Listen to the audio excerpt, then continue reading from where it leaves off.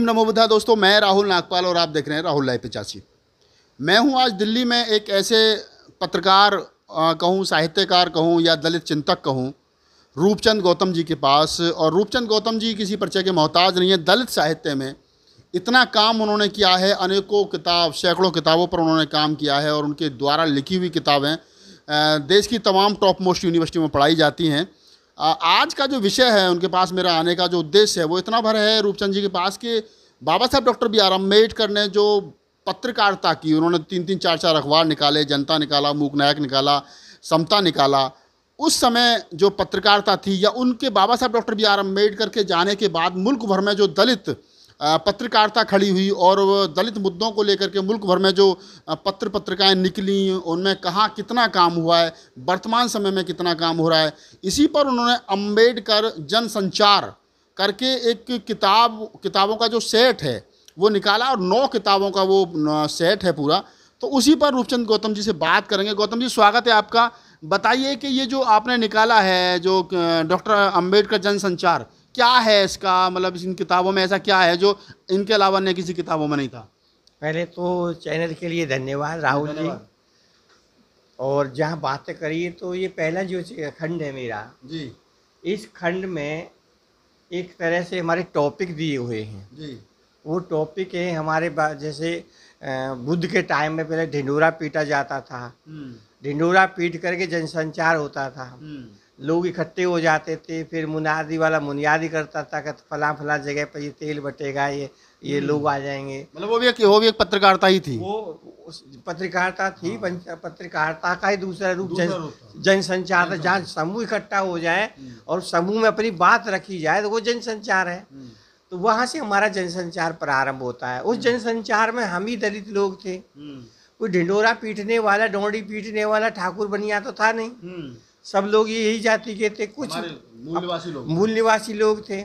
लेकिन पत्रकारिता के इतिहास में इन लोगों ने उसको क्या कह सकते हैं, नारद को गुरु बना दिया।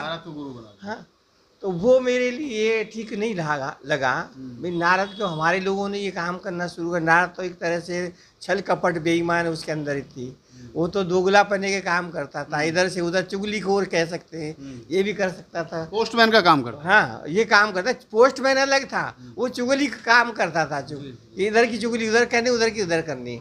तो मैंने उस चीज़ को आधार बनाया और आधार बना करके फिर हमारे लोगों ने जो संघर्ष का रूप लिया है वो स्वामी अच्युतानंद के संघर्ष से आगे बढ़ता है।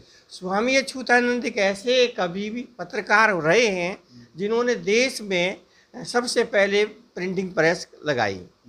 सबसे पहले उन्होंने हैंडबिल निकाला। हैंडबिल के माध्यम से उन्होंने अपना आदि हिंदू आंदोलन खड़ा किया। फिर अखबार भी निकाला, जिस अखबार का नाम आदि हिंदू था। वो अखबार पूरे देश में जाता था और विदेशों में भी वो अखबार जाता था, देश के अलावा, आदि हिंदू।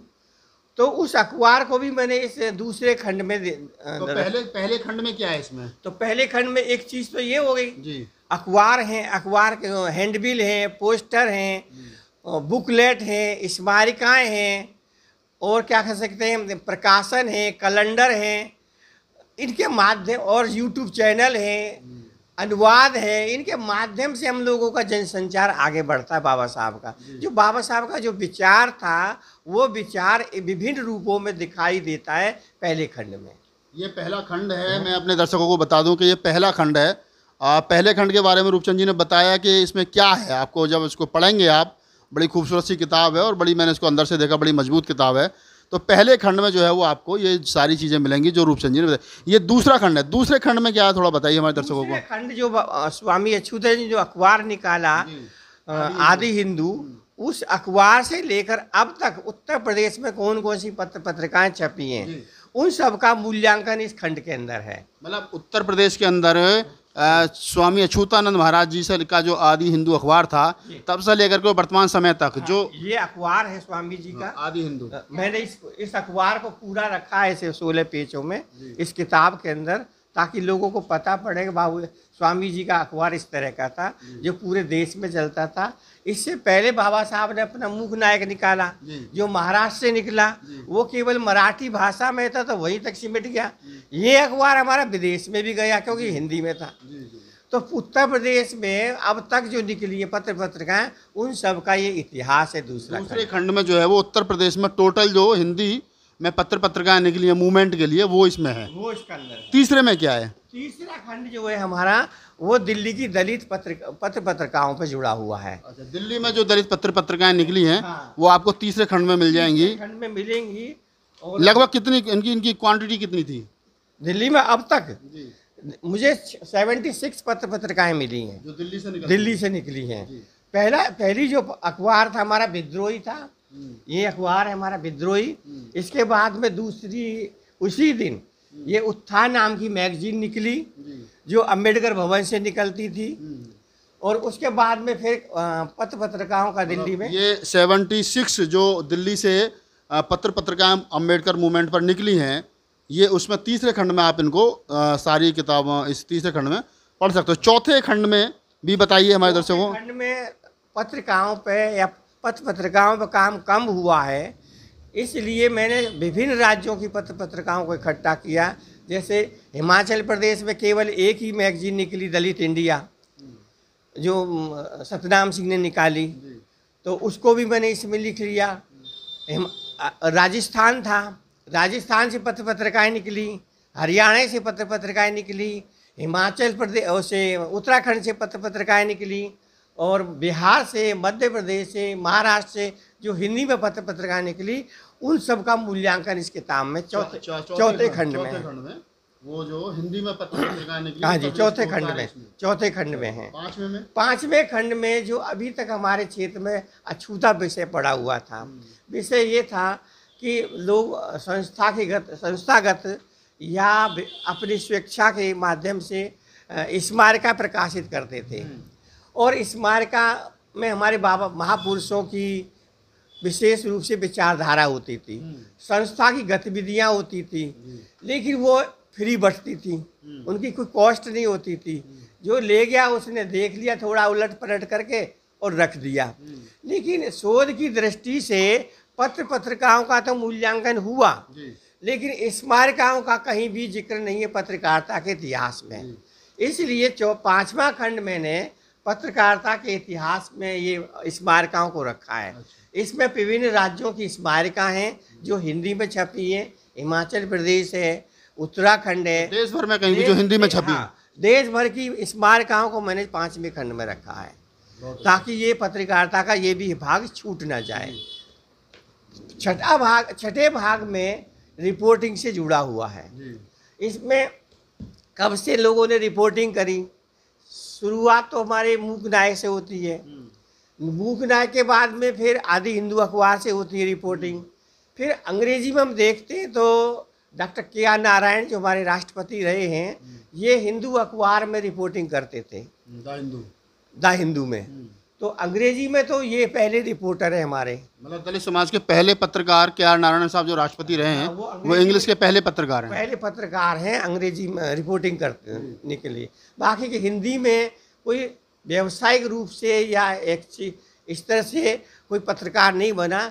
जो भी जिसने रिपोर्ट कार्यक्रम की रिपोर्ट बना दी, उसने मैगजीन में छाप दिया या अखबार में छाप दिया, इस तरह से पत्रकार चलते रहे। तो उस चीज़ को देख करके फिर जो मैंने कार्यक्रमों में जाकर रिपोर्टिंग करी, उनको भी मैंने इस किताब में रखा है। ये छठे खंड जो कह सकते हैं, ये पूरा का पूरा रिपोर्टिंग पे आधारित है। सातवां खंड जो है वो 3-4 रूप लिए हुए हैं। पहला रूप तो ये है कि जो हमारे लोगों ने पत्र पत्रिकाएं निकाली, किस उद्देश्य से निकाली, उस उद्देश्य को क्लियर करने के लिए मैंने उनकी संपादकियों को लिया है। पहले अंकों प्रवेशांकों की संपादकियों को लिया है, क्योंकि प्रवेशांक में संपादक का दृष्टिकोण और अखबार निकालने की नीति, उसका उद्देश्य स्पष्ट होता है। तो पहले चैप्टर में मैंने संपादकियों को रखा है, उनकी भाषा को रेखांकित किया, किस तरह की भाषा थी और संपादक का क्या दृष्टिकोण था पत्र पत्रिका निकालने का। इसके बाद में दूसरा जो हमने रखा वो साक्षात्कार का रखा है कि साक्षात्कार लेने की क्या विधि रही, क्यों रही और क्या परेशानियां आई लोगों को बीच में साक्षात्कार लेने की, और उनके उदाहरणों के सहित मैंने साक्षात्कार का पूरा इतिहास मैंने इसे में भी दिया है चैप्टर में, 7वें खंड में। फिर एक हमारा चैप्टर और विशेष आता है पुस्तक समीक्षा का। पुस्तक समीक्षा लोग कर लेते हैं 4 लाइन की, 2 पेज की, 5 पेज की, लेकिन उसके इतिहास में हम लोग नहीं जाते हैं। तो पुस्तक समीक्षा का इतिहास और पुस्तक समीक्षा के नमूने भी आप इस 7वें खंड में पढ़ सकते हैं। इसी के साथ में एक चीज और भी आती है हमारे बीच में जिसको सब लोगों ने नज़रअंदाज कर रखा है, वो है हमारी फीडबैक, जिसको हम अंग्रेजी में फीडबैक कहते हैं और हिंदी में विशेष रूप से वो संपादक के नाम पत्र कॉलम छपता है प्रिंट के अंदर है। तो उस फीडबैक को भी मैंने एक चैप्टर के रूप में इसी 7वें खंड में रखा है। 8वां खंड जो आता है वो हमारा शोध की दृष्टि से है। उसमें शोध की दृष्टि मुझे इसलिए रखनी पड़ी क्योंकि मैंने कॉलेज और विश्वविद्यालय स्तर पर मैंने अध्यापन कार्य किया।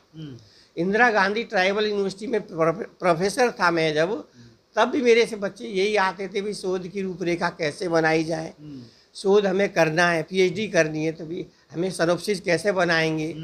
और यहाँ दिल्ली में अंबेडकर कॉलेज में जब मैंने पढ़ाया काफ़ी दिन, वहाँ भी बच्चे स्टूडेंट मेरे से यही करते, सर हम पे तो ये बनाना नहीं आता, कैसे बनाएंगे। तो वो बात या वो पीड़ा मेरे अंदर रही। उस पीड़ा को देखते हुए मैंने 14 सिनॉप्सिस इस 8वें खंड में रखी हैं कि सिनॉप्सिस कैसे बनाई जा सकती है।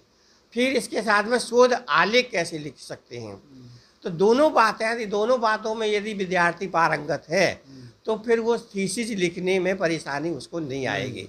एमए पास होना अलग बात है और शोध दृष्टि रखना अलग बात है। तो शोध दृष्टि को स्पष्ट करने के लिए मैंने इस 8वें खंड को तैयार किया है ताकि विद्यार्थी के सामने, शोधार्थी के सामने शोध से संबंधित, थीसिस से संबंधित लिखने की समस्या ना पैदा हो। 9वां खंड जो है हमारा ये, इसमें मैंने 50 पत्रकारों को रखा है। 50 पत्रकारों के जीवन से आप रूबरू हो सकते हैं, ज्योतिबा फूले से लेकर के अब तक, यानी मनोज अंतानी तक हम ये कह सकता हूँ, मनोज अंतानी तक हम इसके अंदर इन लोगों का जीवन परिचय से हम रूबरू हो सकते हैं। क्योंकि हमारे 2-3 ऐसे लोग हैं जो आजकल इलेक्ट्रॉनिक मीडिया में काम कर रहे हैं, बाकी के हमारे लोग हैं उन्होंने प्रिंट मीडिया में काम करा है। तो प्रिंट मीडिया के लोग इसमें ज़्यादा हैं और इलेक्ट्रॉनिक मीडिया के इसमें कम हैं। तो दोस्तों ये 9 खंड अंबेडकर जनसंचार नामक 9 खंड हैं और बहुत कुछ है इनमें। ये तो ऊपर की बात, आपको मोटी मोटी बात जो है रूपचंद गौतम जी ने बताई कि किस प्रकार से आप जब इन किताबों को पढ़ेंगे तो आपको तथागत बुद्ध से लेकर के और वर्तमान समय तक जो संचार का तरीका है, जनसंचार का तरीका है, पत्रिका किस प्रकार छपी, क्या हुआ, कैसे हुआ, वो सारी चीज़ें इसमें हैं। अगर आप पीएचडी के स्कॉलर हैं, थीसिस लिख रहे हैं, या आपकी रुचि जो है वो पढ़ने में है और ख़ास तौर से दलित मूवमेंट को समझने की आपकी इच्छा है, तो आपके लिए किताब बड़ी महत्वपूर्ण हो सकती है। अगर आप चाहते हैं कि आप इन किताबों को पढ़ें, इन किताबों को ख़रीदें, तो मैं चाहूँगा रूपचंद जी इन किताबों को अगर कोई आदमी खरीदना चाहे तो कहाँ से ले सकता है? ये एकेडमिक पब्लिशर है, दिल्ली का ही है और उसने इस पूरे सेट की कीमत 11,000 रुपये रखी है। लेकिन स्टूडेंट के लिए ये इसकी सेट की कीमत कम रहेगी। और स्टूडेंट के लिए कितनी रहेगी? अब ये 40% वो देगा स्टूडेंट के लिए, 40% का डिस्काउंट वो दे देगा। इसके लिए स्टूडेंट यदि कोई लेना चाहता है, अगर कोई खरीदना चाहे तो वो आपसे भी संपर्क कर सकता है? हाँ, मेरे से संपर्क कर सकता है। आपका कोई नंबर हो जिससे संपर्क हो जाए? मेरा नंबर है 9868414275। तो ये रूपचंद गौतम जी ने अपना नंबर बताया। जो साथी इन किताबों को खरीदना चाहते हो, पढ़ना चाहते हो, उस नंबर पे संपर्क जो है वो करें ताकि आप इन किताबों का लाभ जो है वो उठा सकें और सही माने में फूले अम्बेडकर आंदोलन के दरमियान जो पत्रिका हैं और जो पत्रकारिता है, जो जनसंचार है, वो क्या है, आप उसको अच्छे तरीके से समझ सकें। अगर आपको हमारा वीडियो अच्छा लगा तो उसको लाइक कीजिए, शेयर कीजिए, कमेंट्स कीजिए और हमारे चैनल को सब्सक्राइब कीजिए। मैं राहुल नागपाल, कैमरामैन CL बौद्ध के साथ में, दिल्ली।